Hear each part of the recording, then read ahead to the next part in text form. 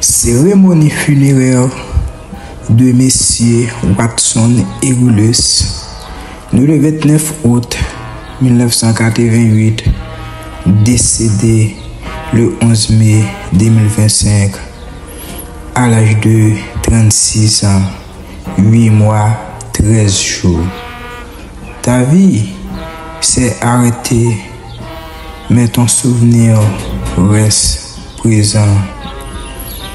Monsieur Watson et Rullus, que ton âme repose en paix.